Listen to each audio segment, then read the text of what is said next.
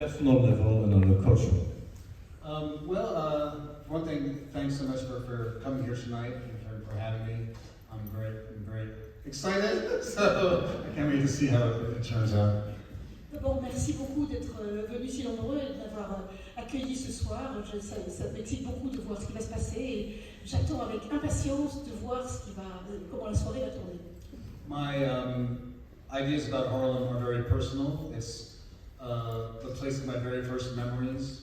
I was born in the late 60s, and by the time I was able to walk and actually form memories, New York City was very dirty, it was crime-ridden, and so my first idea of New York is a grimy Harlem dirty street years. I didn't intend to write a trilogy, but I kept coming up with more and more stories for Ray Carney, the main character, more capers and schemes and robberies, and as the story got bigger, so did the territory. Carney stepped into his ravaged office. The walls were charred and scored, girders exposed like bone. The smoke and city water generated a rank atmosphere. The only thing left in the room was his safe. His hermit brother's safe looked unscathed, but the heat had warped the door shut. Time for a new one. How did Moskowitz put it? A man should have a safe big enough to hold his secrets, bigger even, so they have room to grow. The technology had come a long way since he was in the market. He looked forward to the hunt. The light switch in the showroom didn't work. There were no lights. Sunlight stuck between the seams of plywood. He didn't want a good look anyway. It was terrible. Christ, what was the point? He rebuilds, they knock it down again. Last time he...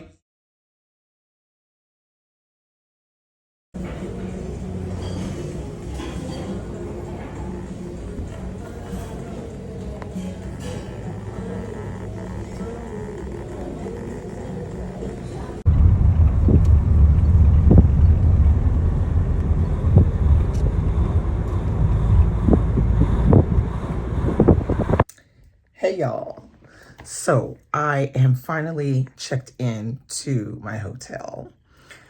So the thing is, when I checked in, she gave me a key for a room that was on the 5th floor. So I go up to the 5th floor in this small ass elevator. I cannot stand small elevators. And then I get to the room, but I have to go up just one little half flight of stairs before getting to like the hall. Get to the room. It's a nice room, but it was a small room. So, I'm like, okay, I'm fine with it. As long as I don't have to, chauffeur myself back and forth between my daughter's apartment or, Normandy, I ain't gonna complain. So I managed to just get my suitcase, open, and she rings and says, no, we want to give you a bigger room. And I was like, okay, give me a bigger room. I'm good. I'm good with that. Give me a bigger room. So I went back downstairs. She gave me a key to the 1st floor. And so I went back in the elevator, got all the way up, went up this little flight of stairs, got to the room. And this room is a nice room.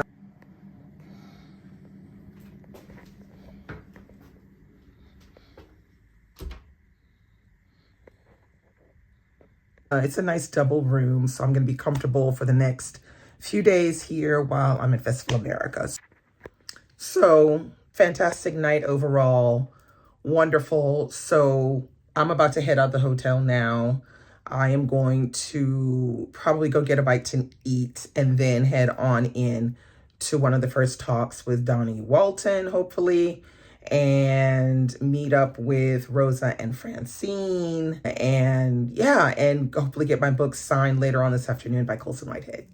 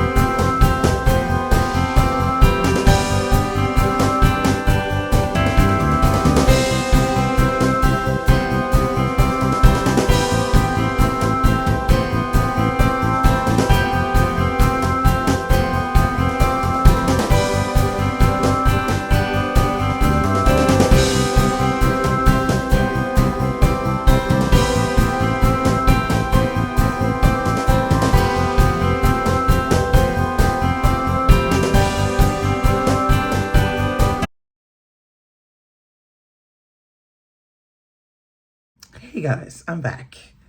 So we're officially at day 2 of the Festival America. So it is now just a bit before 10 o'clock.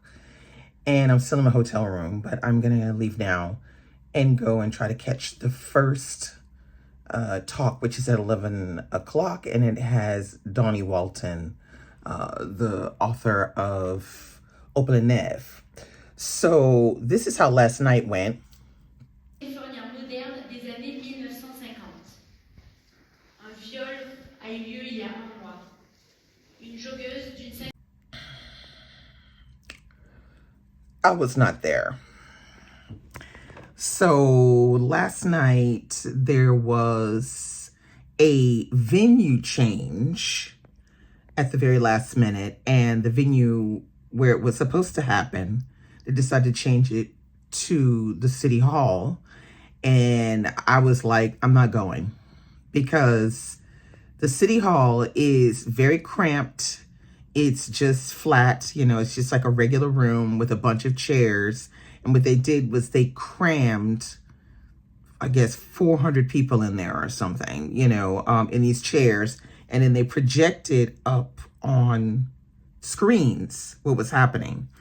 So as you can see in that previous video, this is what I would have seen, and from the row that I would have seen it from, because Rosa and Francine decided to go.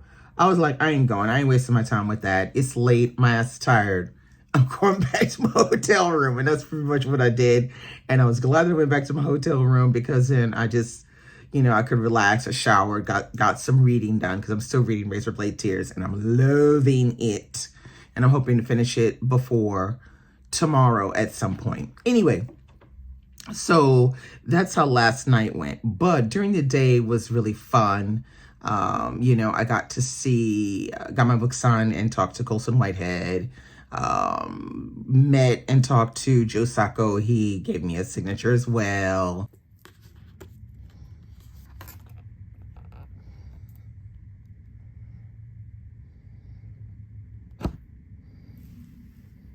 I even talked to Alice McDermott's husband. that was a kick. And yeah, a lot of other things happen. But if you really want to know those things, then you'll just have to catch my Friday reads next Friday, where I'll probably go into more detail of some of the funny things that happened yesterday. Anyway, so that's it. Today I'm planning on going to a lot more talks. I'm going to get a few autographs. Hopefully I won't be able to make it and get them. And yeah, you know, the festival is going as it is. Oh, also, there were a lot of people yesterday, mostly kids from the schools. The event previously, they had the kids, but they had them in a different area. So they weren't as imposing, but there were almost just as many kids as adults. So it was crowded, but you know, it was good to just catch up and see people that I hadn't seen in a while. And, you know, I did purchase a few books, which I will be doing a book haul for that, you know, when I get back. But yeah, now I'm excited today to get into some of these talks, and hopefully I'll get a little bit of video of them and you can kind of see how they are. So I am going to head off now, and I hope you're having a great day too.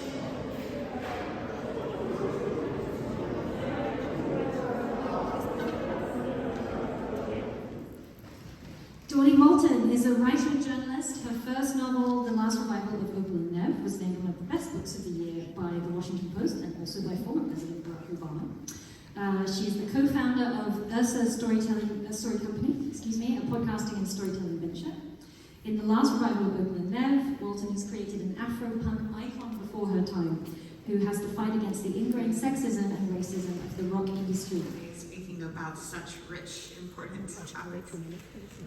I am from the American South, where the patriarchy is also incredibly strong and reproductive rights are at risk, as our moderator said, in Georgia, one state above where I grew up, and women are dying. With my character, Opal, she is a rock and roll star, and she is the kind of rock and roll star that I dreamed of having as an idol when I was a teenager. as a young Black girl growing up, when listening to that kind of music felt taboo because music in America is so racialized. In conceiving Opal, I was in a fantasy of what she would be like. She was a superhero for me. She was a woman in an industry that was very difficult for women, especially Black women at the time. She was trying to make strides in the business. She was very dark-skinned, which was another, unfortunately, mark against her because of colorism. She was bald because she had alopecia. And I imagined her succeeding anyway, which would have been a superheroic feat.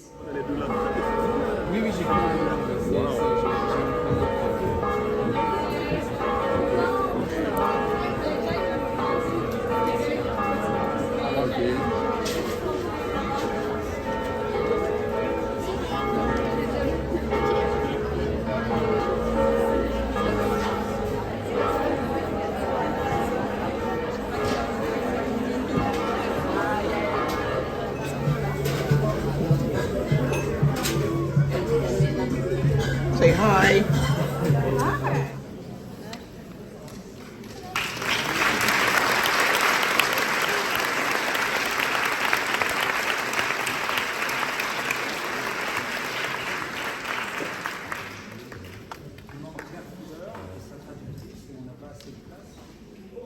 Write for myself. I think I've always written for myself.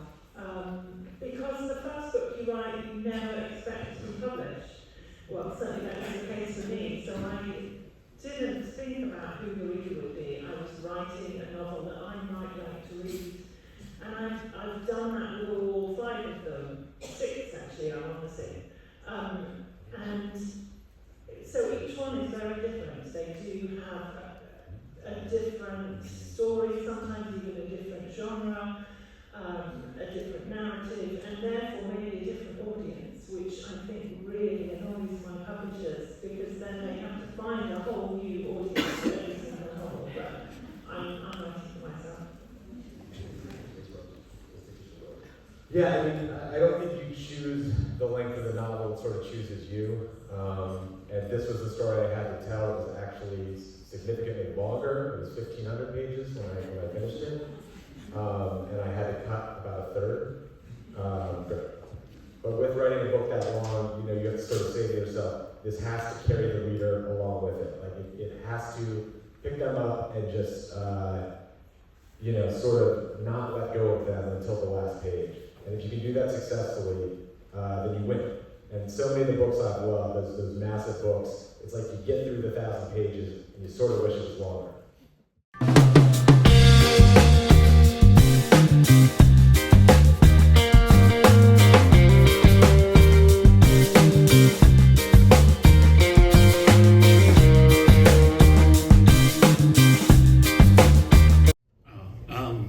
Thank you. That's a wonderful question, and good evening, everyone. The multiple points of view that are featured in the book allowed me the opportunity to explore some of my kind of main character, who I would say to be the character Trelawney, who is the American-born son in this family of Jamaicans. And he feels he is not quite the favorite son in the family. He is the least favored by his own estimation because of how his father treats him. There's a lot of tension between himself and his father, and in some ways he misdirects his anxieties and anger about that towards his older brother, even though it's not always his brother who's the source of that anxiety. And given that he has a difficult relationship with his older brother and his father, and I would say some other characters in the book, I wanted to give the father his own point of view so that it wasn't just a one-sided telling, so that the father felt a little bit more of a human versus a villain, and similarly so with the brother. And I know I do want to keep it somewhat brief, but even when we're with that Trelawney character, sometimes he's looking back at his childhood in a retrospective manner, and I think that our relationships with ourselves can differ. I think there's multiple reasons why I decided to use satire as a way of addressing racism. I think I think racism is stupid. I think a lot of prejudices are dumb, and I wanted to show the absurdity in the way that people treat others based on these very superficial facets of our exterior, our bodies, the way we look. Also, when you're spending a long time, it took me almost 10 years to write the book, and I needed humor to get through it myself. And I didn't want to beat the reader over the head with these serious messages without this being an energetic read, in a way a joyful, celebratory read. Et nous sommes très heureux d'être ici. Merci au festival. Nous revenons à Vincennes le 13. Hey guys, I'm back, and today is Sunday morning, so it is about 9:09 and still in my hotel. This morning, I'm going to be having breakfast with S.A. Cosby. So I'm really excited about that. And I got a really poor night's sleep last night. I don't know what the deal was. I kept waking up and going back to sleep and waking up, going back to sleep. But yeah, so it's the last official day of the festival. Yesterday, the day was pretty good temperature-wise.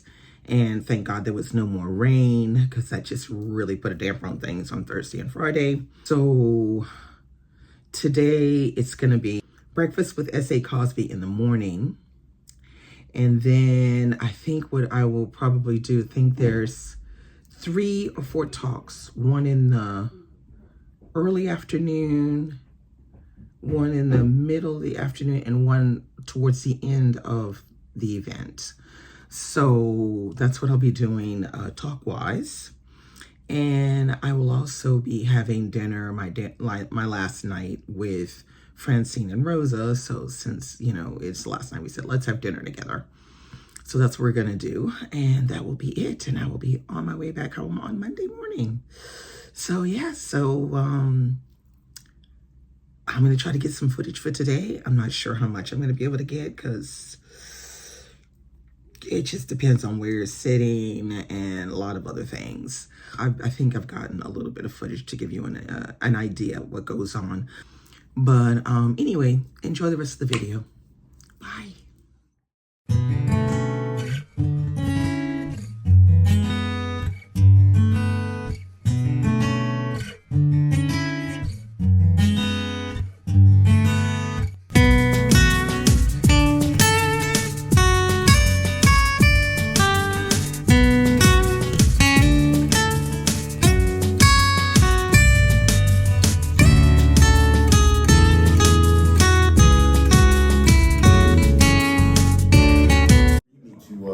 Write the book the way it needed to be written, and so I wrote it, and that one was even more successful.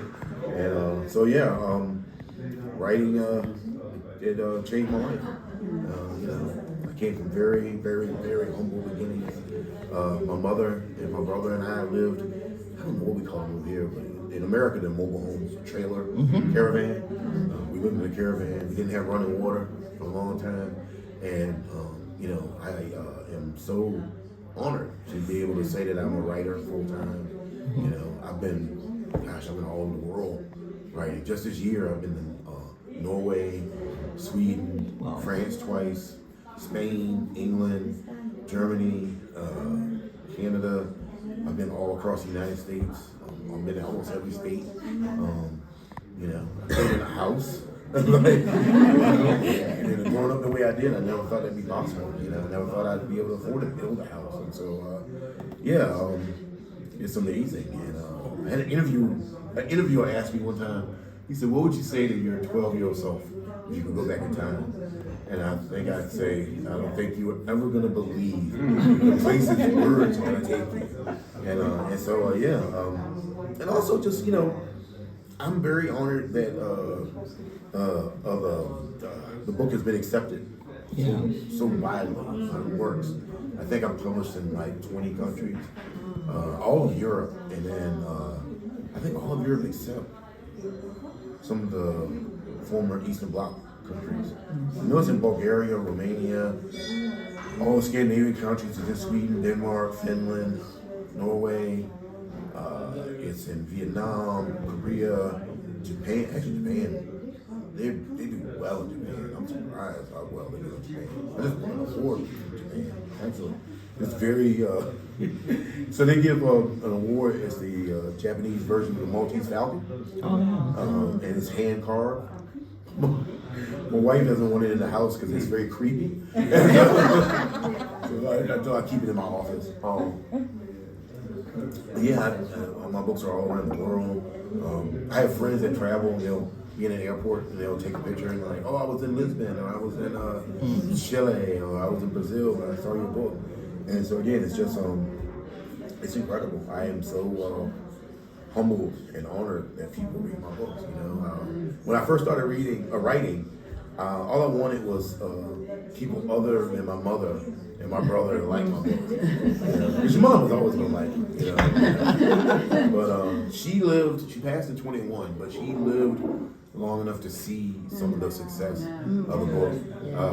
She was always worried about, I think for a long time she didn't, like even with Black Dog Wasteland got published, I don't think she really understood, like the book is doing very well, you know, because she kept telling me, she's like, so you're not working anywhere else now? And I said, no, and she was always concerned that my wife was going to leave me. She was like, she don't want to support you. I said, I'm writing books now.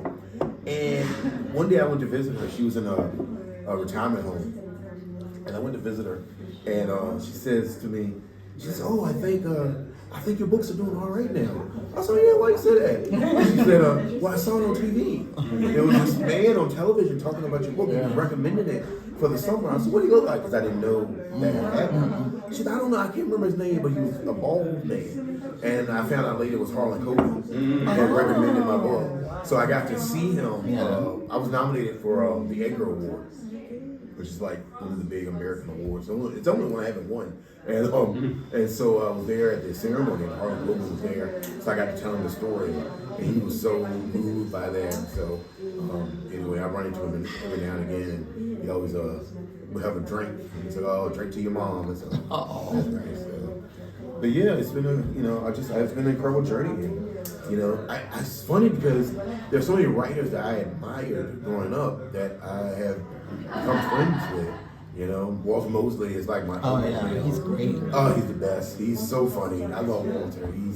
He gave me his phone number, so he'll send me a text message, and he always starts every text message with Sean, it's Walter. And I'm like, I know. And he gives me good advice though. When filmmakers started wanting to adapt my work, he called me, and he's like, I say he's like my uncle because he's like, look. You grown. I'm not trying to tell you what to do with your money. He says, but whatever they offer you, tell them to double it. If they can afford it. And that was true. And so Walter's really nice. Every time we're in New York, he takes us, me and a bunch of other African American crime writers, he takes us all out to lunch at his private club in Harlem, which is very fancy. I didn't realize it was a private club the first time we went. So I was sitting there, I was like, how are we going to split the bill? And he's like, I am a member of this club, you know, it's all free. I'm like, oh, wow. So Walter's become a good friend of mine. Dennis Lane, who I admire so much. He has just become such a cool friend of mine. I actually have a picture of me. I think it's me and Dennis Lane and Harlan Coben hanging out, which is just, that blows my mind. Oh, it's on your Instagram. Yeah. I read different types of books. Yeah. So I write very dark, some people call it rural Southern noir. Yeah. And what I read cozies. I read romance novels. I read so you read the opposite of what you want to write. And so I read the opposite of what I write. That's interesting. And when I do what I think I do what I think that accomplishes is it shows me, how can I say this?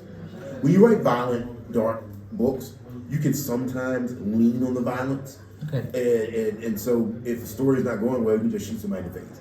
And Okay, yeah. when you read books that aren't like that, it shows you how to keep the story going without violence, without physical action. Absolutely. And so you learn about emotional violence. You learn about emotional narrative. And so I read a lot of stuff like that. I still read a lot of dark stuff. I love dark stuff. But for me as a writer, to improve my skills, I try to read stuff that's outside of my experience. Yeah. And so, but to your point, I try to push myself with every book. Yeah. So with Darkest Prayer, that was sort of, I want to say, that was sort of my effort, a pastiche of Walter Mosley, of Raymond Chandler, of Ross McDonald, of all the great Sue Graft and all the great private eye detective stories that I grew up reading. And after I finished that book, I knew that I wanted to push myself further. Oh yeah. And I wanted to expand not just the action and the violence, but sort of the emotional depth of the book. So with Darkest Prayer, the main character Nathan Wayman, which I love Nathan. I love him. I actually want to bring him back in another book.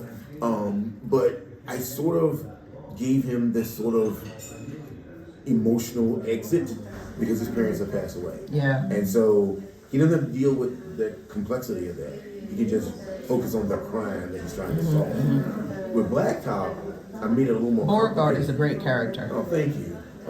So with Blacktop, his mother's still alive. His father may or may not be alive. He has a wife. He has children. Yeah. And so I tried to deepen the emotional complexity while maintaining the action and intensity. And what I learned from that book is the deeper the emotional complexity, the more peril the action creates. Yeah. And so when you have a character like Nathan, who doesn't have children, who's single, he's very single. Very. So, very single.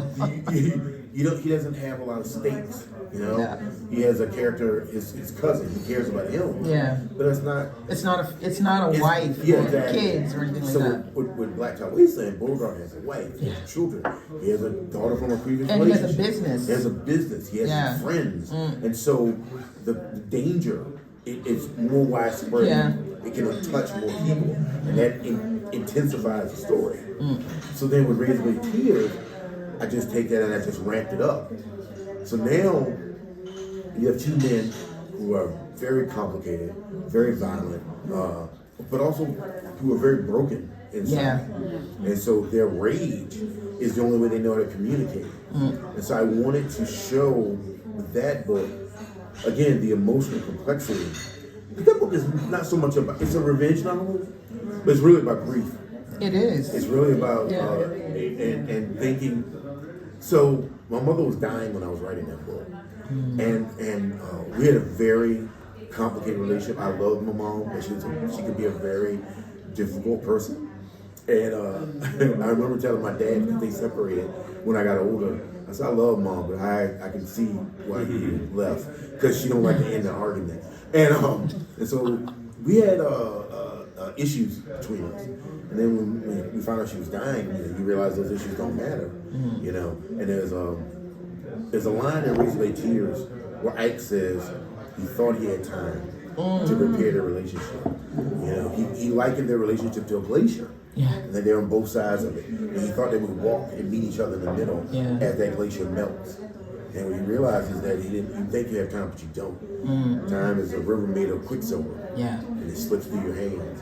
And so, again, the emotional complexity made the danger more intense. Because their rage, you know, you can only push people so far till they push back. Yeah. And so their rage made them push really hard. Yeah. And so the people are pushing back really hard. And so again, they have so much more to lose. They've already lost their sons, and that ramps up. So I'm always trying to ramp up the intensity. With All the Sinners Bleed, it's the whole town is in danger. And Titus is the one person trying to stop it. He's the one person, standing in the gap between the dark and the light. Yeah. And even though people in town don't like it, and that's the thing I admire about Titus is that he is willing to sacrifice his life for this town that he loves, for this duty that he feels called to. And I think that was, I wrote that book and I felt like this is the zenith of what I can do. This is as good as I can write. I put everything I had into that book. And I was very happy that people connected with it the way they did. Because it's a very dark book. But I think ultimately it's kind of optimistic. It ends on a sort of optimistic tone. Spoiler alert, Titus survives. And he finds a new purpose. And I think that is a very optimistic thing. Also, I think, if you want to have a great hero, they have to fight a great darkness. Your hero's only as good as the villain or the darkness that they're fighting. Yeah. And so with that book, it was funny though. That was the first book where the fathers and sons don't have a complicated relationship. Titus and his father love each other. They don't agree on everything, but they really love each other. And he loves his brother, and his brother loves him. And I think again that love creates a sense of danger because you have this thing that you don't want to lose. And somebody told me when I wrote the rough draft, I was sending it around to people. A good friend of mine, she said, the only time Titus laughs in that book, like genuinely laughs, is when he was with his dad or his brother. And that's how much they mean to him. And they allow him to take off the badge and just be a person. And so I just finished a new book about a week ago. And it's even more intense, I think. But I guess that's a long way to answer your question. I try to push myself in every book. I try to get better in every book. And Do you write every day? I don't actually. I don't write on the weekends. Okay. And when I'm right now, well, let me answer that a different way. When I'm in the process of writing a book, I write every day. And I write 3 hours in the morning, 3 hours in the afternoon. Okay. I don't write after 6 o'clock unless it's an emergency. I like to have dinner with my wife or my friends. Yeah. I've learned that you have to have a balance. You have to have a life. Yeah. Because I'm obsessed with writing. I am. I think about it all the time. I think about stories all the time. When I'm writing a book, my wife will tell you that I am not there. She has to repeat things to me because I'm not. Yeah, you're not really I'm there. zoned out. Yeah. We're building a house, and it was like I finished this last book, and she showed me these patterns for the wallpaper. She's like, "What is this?" She's like, "It's for the bonus room." I was like, "What is the bonus room?" She's like, "In the house that we're building." And I was like, "Oh, okay." And she's like, "Just sign this paper." I was like, "All right," because I'm so into writing. Yeah. I really am. I think if people knew how deeply I think about writing, they would think I'm crazy. But when I finish a book, I really luxuriate in that time when I'm not writing. But I'm still thinking about the next book. I'm thinking about the story. I'm thinking about what my editor's going to think. But it's important to me to have that balance in my life. When I finish a book, I'll send it out to about 4 or 5 people that I really trust for them to give me their honest opinion. And then once I get that, I'll send it to my editor, and she'll send back with her edits. She's a fantastic editor. I think she just really understands what I'm trying to say and what I'm trying to do with my writing. And then once the edits are done, we send it out, to other readers. And then I get started on the next book. I don't know. I've said this before in other interviews, but I dropped out of college. I was going for my Master's of Fine Arts. I want to be a writer. And I think one thing I've learned is there's nothing wrong with that. There's nothing wrong with getting a degree. No. But a degree can't make you a storyteller. No. You either have it or you don't. And I think that's a hard pill for people to swallow. I agree with that. And it's interesting because every successful writer I know, whether they have a degree or not, is a natural storyteller. Like I'm lucky enough to count writers as my friends. So we all get together and we talk. You can tell the ones that are natural storytellers. It just comes out. Yeah. And I don't know if you can teach people that. I think you can get better at the technical aspect of writing, but there's this, I did a talk with some high school kids here, and they asked about AI, and I think the one thing that will always keep AI from being successful is it doesn't have the natural storytelling. No. There's something missing when you read it, you can tell. Even the most advanced AI, you can read it and say, there's no soul here. There's something missing here, and you can tell it. And so, I think it's true with people. And I think AI is a reaction from people who can't write. Yeah. Who want to I can quantify it. I can figure it out. Yeah. And once I figure it out, I'll just make a program. It'll do it for me. And there is no program for it. And people, this is the first time that's happened. Back in the 50s, they used to have this thing called Thought Wheel. It was a thing you could order from a publishing company, and it was basically a wheel of ideas for you for plots. And it was also a wheel to tell you what to do next. Yeah. And and so a lot of those stories don't stand the test of time. Like Raymond Chandler wasn't using Plot Wheel, and so you can tell it. I read a lot of old pulp stories, and you can tell the stories that are well written and the ones that aren't. There's something, and it's in you can't define it, but you just know it when you see it. And so, but yeah, I think that's a great thing to be able to be a storyteller, and I'm just very lucky that people enjoy my story and my work. Because some of the best elements of your writing are the dialogues. Because I was reading Reservoir Tears and I was like, yes! Every month I just like, drop that gem. Oh my God, here's another one, So, but the thing is, and what I loved about Reservoir Tears is because you can really see that the two fathers regret deeply to have rejected their sons. But they don't want to say it to anyone, so we get to hear what they're thinking, and that we can hear how remorseful they are. I love that, and I think that's fantastic because we don't get a lot of stories like that. They're usually told in a more simple way, like there's an outpouring of I'm sorry, and this is it's quiet but intense. It's really intense. I grew up around men like that. My father's like that. That men who have a difficult time communicating, and so their love language is different. Yeah. Like for years, my father had a hard time telling me he loved me. Yeah. But he would say something to me. Like I remember when I bought my first car. It wasn't a new car; it was a used car. And I went by to see him because him and my mom had separated. He was living in another part of the town, and he said, "Oh, you bought this car?" I said, "Yeah, I'm working, and I saved this money. I'm 17."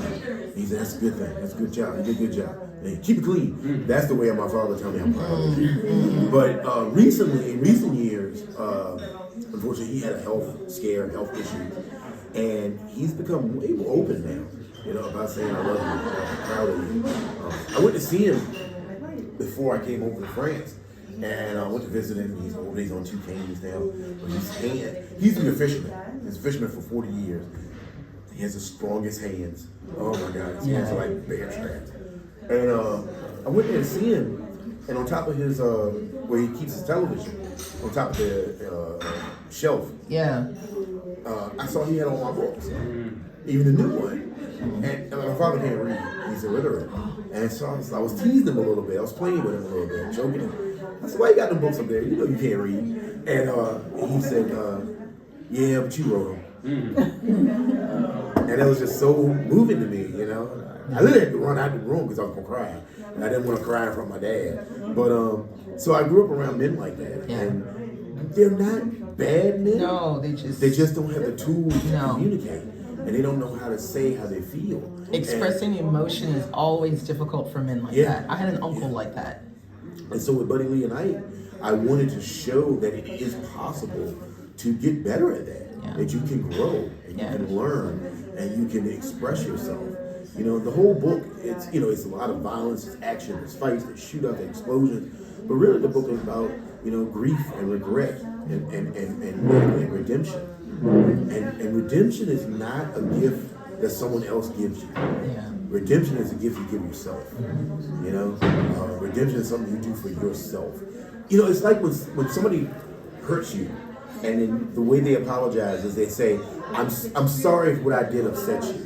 That's not a real apology. That's not a real apology. No. Yeah, that's not owning it, exactly. And so I wanted Ike and Buddy Lee to own it, that what they did to their sons was wrong. And they do, I think, by the end of the book. I think they come around with that. I wrote a new book, and Ike has a cameo in it. So I wanted to let people know he's doing okay. Ike is a great character too. Yeah, I mean, you know. So the new book I'm working on is called King of Ashes, and it's about a family who own a crematory, an incinerator, and so it's the oldest brother, the middle sister, and the baby brother, and their father. And at the beginning of the book, the oldest brother lives in Atlanta. He's a financial advisor, and he gets a call that the father's been in a car accident, and he has to come home. And the father's in a coma. And he finds out that his baby brother is in deep debt to local gangsters. And so, in an effort to get out of this debt, the gangsters make them use the crematory to get rid of their enemies. And so the older brother's trying to figure out a way to get out of this debt, and he ends up working for them. And so he's trying to figure out a way to get them free of this. And it's very dark because also the family has a tragedy. When they were all children, their mother disappeared, and everybody thinks their father killed her because she was having an affair. And so it's the shadow that's hung over them their whole lives. And so it's a very dark book, but what it's about is the way families don't communicate. yeah. The way siblings don't talk to each other. The way we are given roles in families that we may not want. You know, and being the oldest, being the middle, being the baby, and how that affects you. And so I said to my editor, I said, you know, it's a little slower paced than my usual stuff, and I hope people will like it. And she said, Sean, on the first 60 pages, you have someone eaten alive by dogs. You have a man get his teeth knocked out with a pistol. There's a person burned alive in the incinerator. It's pretty fast paced. You're gonna be all right. I guess you're right. So, she said, but it's also so beautifully written. She sent me a text. I sent it to her like 2 days later. She's still reading it, but she sent me this just simple text on the phone, and she said, "You are such a fine writer," and that really meant a lot to me. I've been talking a lot. I'm sorry. Anyone have any questions? I'm so sorry, my boyfriend. And she wishes he was real. And so I think I'm going to write another book about him soon. I'd be interested to see what he's doing and how he's holding up, and see what happened to him. And also, he's it's funny. I don't know if this is going to translate, but so every year in America, there's a holiday called Mother's Day, and every year for Mother's Day, I post a scene from a movie that I like, and it's a Western movie in America called 3:10 to Yuma. And there's a scene where the actor Russell Crowe is playing a villain, and it's a Western, so it's cowboys, and there's a deputy who's very mean to Russell Crowe's character, and he talks about Russell Crowe's mother for the whole movie, just so insulting.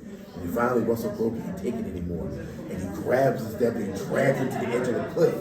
And before he pushes him off the cliff, he says, "Even bad men love their mothers." And he pushes him off the cliff. And I'll post that clip on social media, and I'll say, "I think Beauregard would agree with me." Yeah, I would. And so many people come on there and they comment, "Beauregard is not a bad man. Why would you say that? He's not bad." And I'm like, he's a sociopath. He kills like 9 people in that book. He's the protagonist, but he's not a hero. But I take it as an honor that people love it. That people Well, love this is the Beauregard. thing. You humanize these characters. Yeah. These, as you said, sociopaths or whatever. You humanize them so much to the point where we can actually put ourselves in their position and think, how would I react? Probably the same, or I'd probably have the same anger and want to get back at these people. So I feel like that's what you do the best, because often really bad characters, we're often put off by them in books.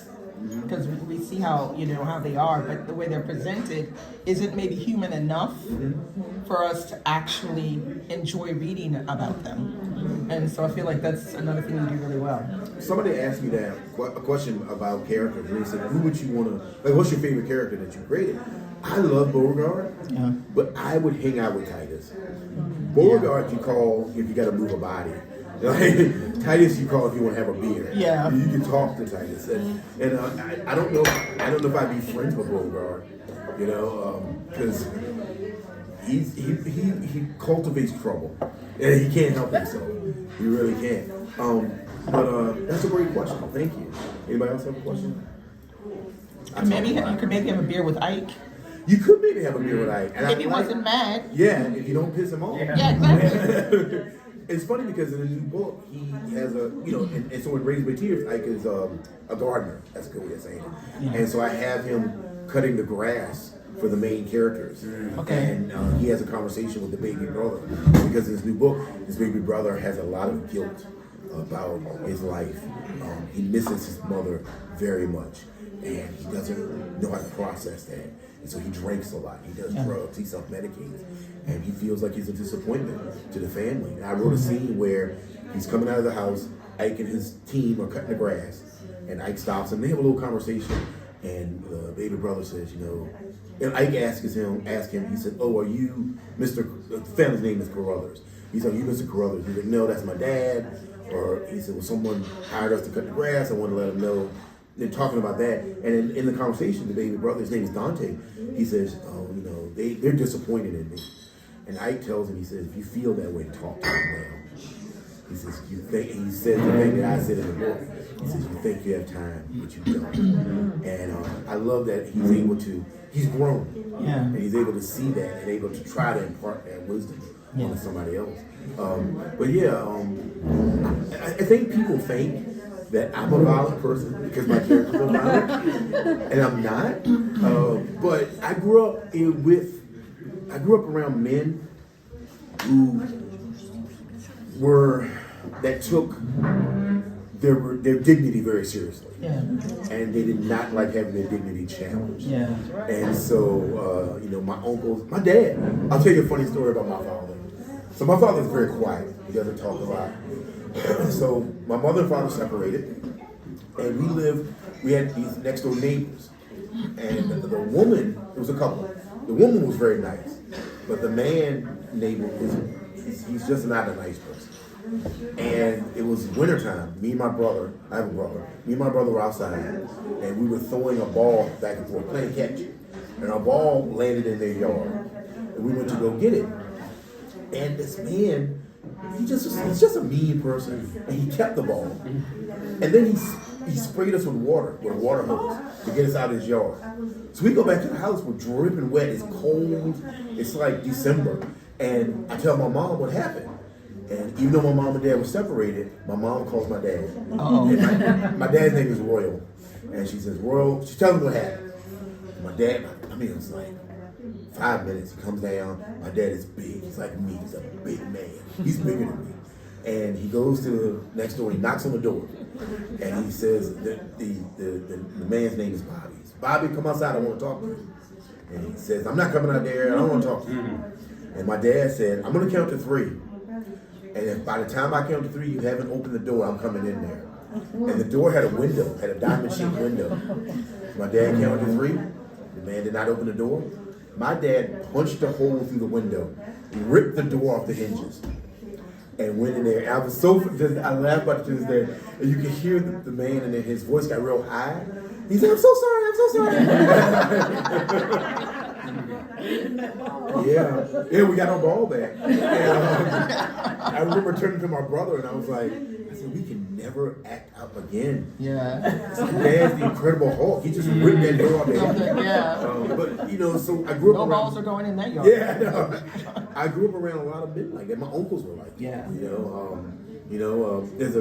There's sort of a joke about Southern men that they will give you the most polite threat ever.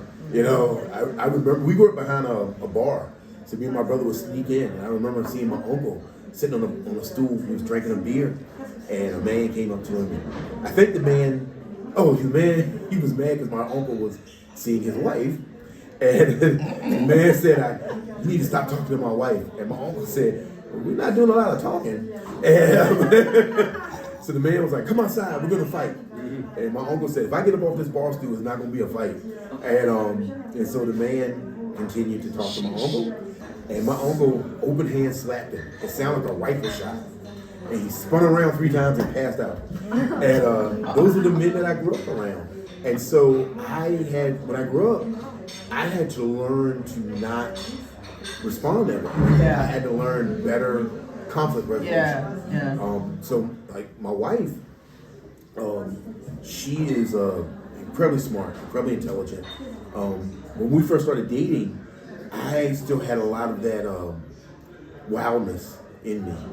And I remember our first, we went on a date for in America's New Year's Eve. New Year's Eve. So we're on a date, and we went out to a nightclub, a discotheque, and there were gentlemen with champagne, and they were shaking the champagne up and spraying people. And they had sprayed my wife, and she had gotten her hair done, and she had a nice outfit on, and so she was upset. And I said, "Well, I'm gonna go talk to him." She said, "No, don't worry about it." I said, "No, I go talk to him." And I said, "Hey, could you apologize?" She was my girlfriend at the time. I said, "Could you apologize to my girlfriend for spraying over champagne?" And they were like, "Oh, get over it. It's no big deal. It's New Year's Eve." And I went up to one of the guys and I whispered in his ear, and I said, "You're gonna apologize to her. Or I'm gonna take this bottle and I'm gonna shove it so far up your ass, you're gonna shit last plate of churros for a week." And we got fighting, and we were asked to leave. And I remember standing on the sidewalk, and my wife told me, she said, this first time she told me she loved me. She said, "I love you." I did. But she said, "I'm not going to stay with you if you do this. I'm a grown woman. I can take care of myself. If I need you to take care of me, I will tell you." And it took me a long time to understand that. And so my best friend who introduced us, he was there too. And I talked to him, and I said, my wife's name is Kimberly. I said, "Kimberly, she doesn't understand me. She doesn't understand, I had to do that. I had to protect her honor." And my friend said to me, he said, "She's a good woman. You should listen to her." He said, "Because I'm worried about you. I don't want something to happen to you. And you should talk to her." And so I talked to her, and it's funny though, because now there's times where she was like, a couple years later, we're married, we're together, and she runs her own business. She runs a funeral home, a mortuary. And there was a family that, the family had a problem amongst themselves. My wife had nothing to do, but they were taking it out on her. And so there was a man there yelling at her about something. And I came up the hallway, and I looked at her, and she looked at me, and she did like this. So I came over and interceded. Yeah. But I think, for me, I'm more interested in understanding problems and understanding people than being physically altercation. I want to understand where people come from. I like debate. I like talking. Ike's not a talker. No, I don't talk much. Like on social media, I engage with people on social media a lot about politics, about society, and I'd rather humiliate you with words. And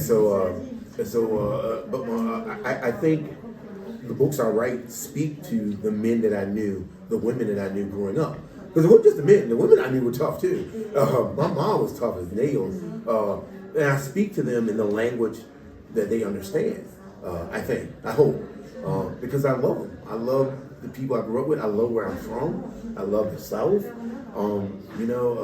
Somebody asked me one time, why do I love the South so much? Like, aren't I disheartened for being a Southerner? I said, no, I love the South. But, to paraphrase James Baldwin, because I love it, I reserve the right to criticize it, because I know it can be better. But the people there aren't, I think people think, especially, not even just people out of the country, I think people in America think that the South is just, racists and Confederates and all that, and it's not. It's so much more than that. It's more than that. My family's been there I could trace back my family's lineage to 1860. You know, and the South belongs to us just as much as it belongs to anyone else. That's right. You know, and the South produced William Faulkner and Alice Walker and Ernest J. Gaines and all these great, Jessamine Ward, Zora Neale Hurston, all these great writers and these great artists, and they produced the blues and created rock and roll. It produces great art and actors and filmmakers. And so I think as a Southerner, as a citizen of that region, it is important to me to carry on that legacy, you know? And so my books are very Southern centric, but I think they're universal too. My most recent book is probably my least Southern. It takes place in Virginia, but it's in a city, not a rural area, but it's a small city. It's based on a city in my home state, in my home province, that used to be a big manufacturing center, and manufacturing left, and so crime sort of filled that vacuum.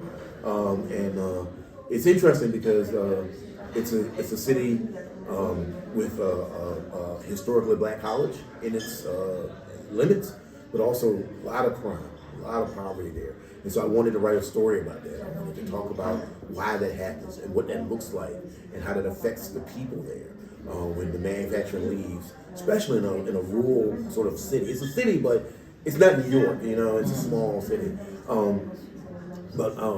No, I love being able to tell stories of where I'm from and the people that I knew. I think they deserve to have their stories told, and I'm very honored to be able to be one of the people. You know, I think sometimes, like yesterday when they were talking, like, you know, you're the voice of American noir. I said, man, there's a lot of people writing. And I have a lot of friends that write.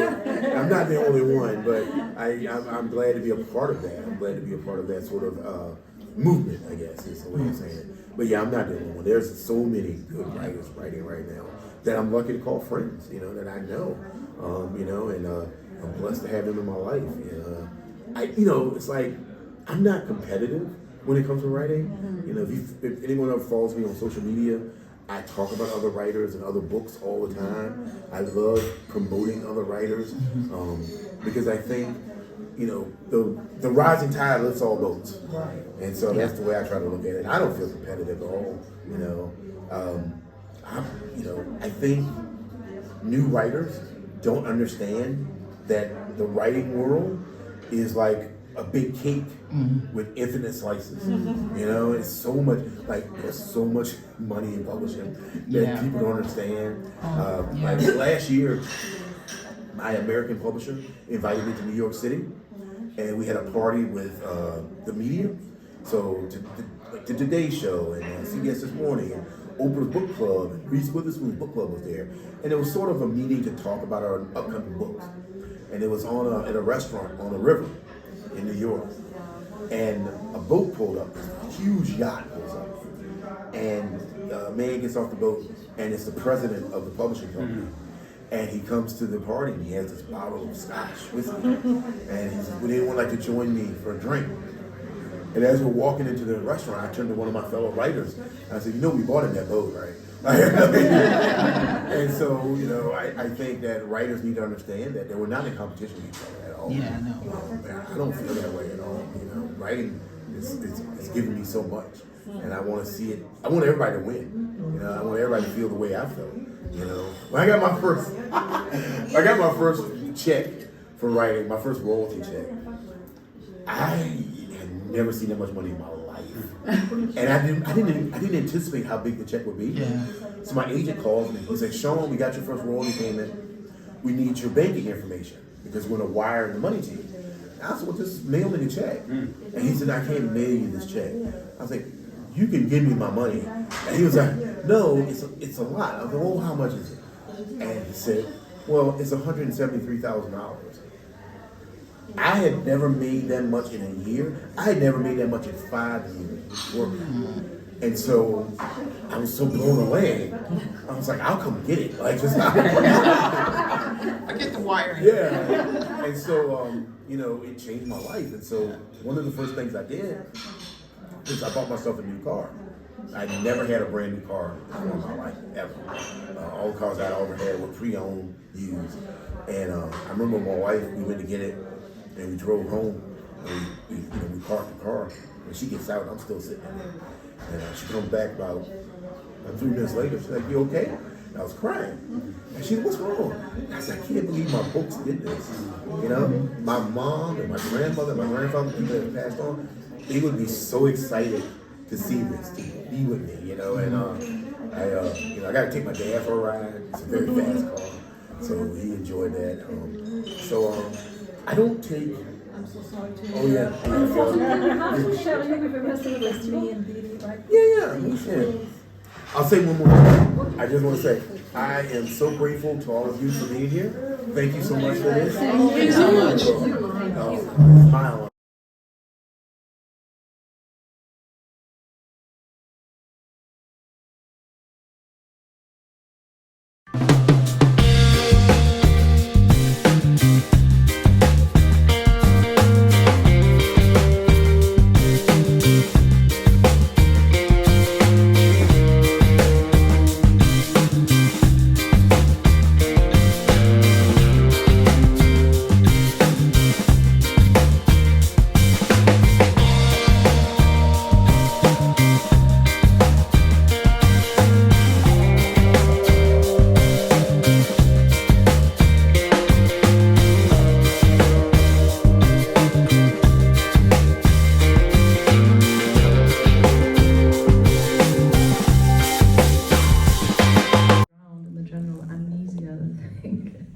we all suffered. So I don't really remember. I sometimes find notebooks where there are like bits from that novel, and I'm like, this is how this started. But I don't really remember it very well, sadly. But I do remember that because my first book was a monologue, or seen as a monologue, and I have a strong tendency towards writing monologues. And also because English is not my first language. For a long time I thought I couldn't write dialogues. This was like a weird thing I had. And I knew that I wanted to do something that was quite different. So I think it was, in a way, in many ways defined by what I did for my first novel. And then I think it started with the character, probably. I feel like Jimmy appeared to me, and I think that's where it started, but I don't, because with the first book I remember it so vividly, but the second book is just this haze, and I feel a bit bad about that, sorry. Bonjour, good morning. Yes, the short answer is that I always saw it as one unified project, even as I was piecing the book together story by story. For me, I always wanted to be a writer from a young age, but as I started studying literature in college and came across books that operated somewhat similarly to the structure of my book, books that operated in an in-between space of story collection and novel, or novel and stories, as we sometimes call this kind of structure.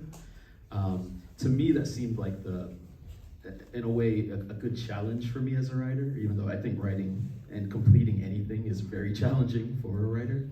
But I wanted each segment of the book to stand on its own in a satisfying way, while building a larger picture about this family of Jamaicans who have emigrated to the US and to Miami, Florida, which is very much mirrors my family story, but I hadn't read about Jamaicans in Miami in the literature that we have today. So I wanted to put that kind of book into the world.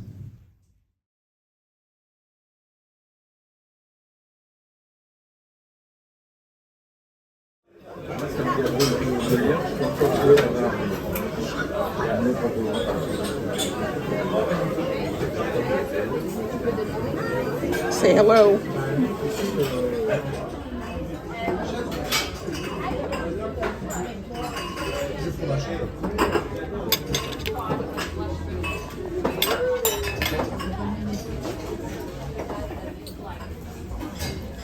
I thought it was appropriate that this event was going to be in a crypt.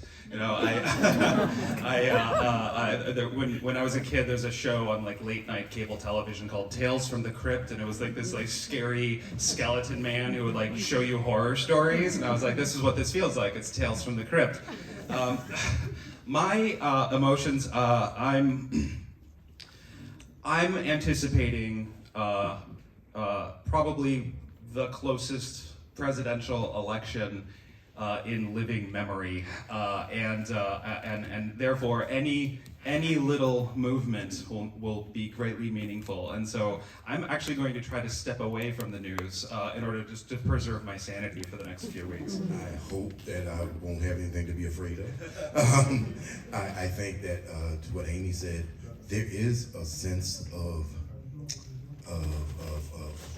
sort of this idea that I see among some people in the United States that they are ready to move on from the past, move on from the both older candidates, both Biden and Trump. And I think I'll say this: when the night of the first presidential debate, and President Biden was obviously struggling, and I remember seeing Vice President Harris have an interview after the debate, and I turned to my partner and I said she should be running because she was so passionate, she was so articulate, she was able to answer questions with such strength and dignity, and I never thought we would see an American politician willingly give up power.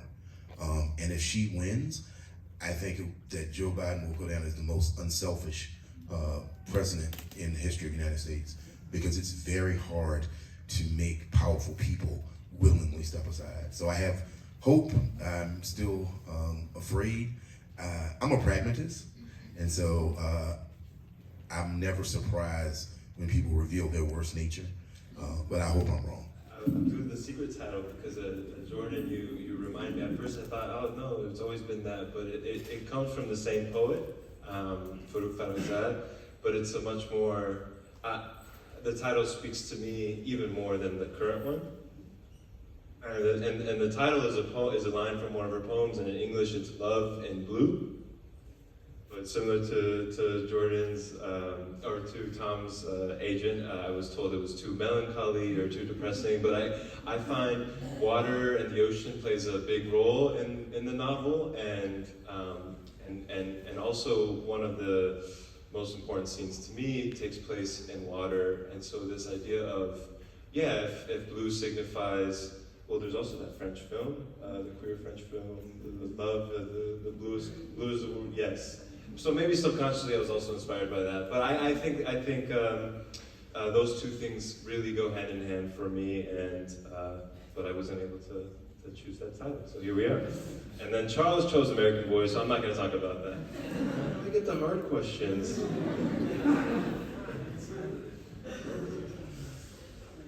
No, these are great. These are great questions. I think it's such a hard question because I think the honest answer is I'm still asking myself who Kay is as a character, and to Justin and Tom's point, in these studies that happened, I think of queerness, for Kay, it's this interesting thing to speak to his queerness where he both wants to have awareness around it, but there's also this, and I know this is true because I feel emotional talking about it, is that there's also something really special and precious not to have awareness around it. And to me that feels similar, like an act of resistance to say, this is who I'm choosing to love in this moment, and perhaps it doesn't have to be called anything or be known to the world. The novel takes place in an apartment building, and that's for him, who Kay is he's a accumulation of the people he's around. So his brothers and Johnny and his mother and even his father, who at times can be violent. He's sort of absorbing these different parts from the people around him. Well, it's great to be in France where people aren't afraid to actually talk about the masturbation scene. C'est formidable quand on vient en France et que les gens n'ont pas peur de parler de la scène de masturbation. And yeah, he's surprised to, I'm going to avoid the second part of the question and answer the first part of the question. He's afraid to, he's surprised that Johnny comes to mind because in the environment that Kay is growing up in this Iranian Islamic household, and this is still something that shocks the shit out of me today, which is like, he can't even conceive of the language of queerness, of gayness, of homosexuality. He's only aware of it as a tool of violence, and so much so that he's removed from himself. I remember the first time I explored that part of my sexuality, I was using those same epithets to call myself that. So referring to myself with those same insults, it was so ingrained in my psyche and in my language. And so I think he's shocked to have this person come up, because nobody in the environment said that that would not only be okay, but that it was even a reality that it could happen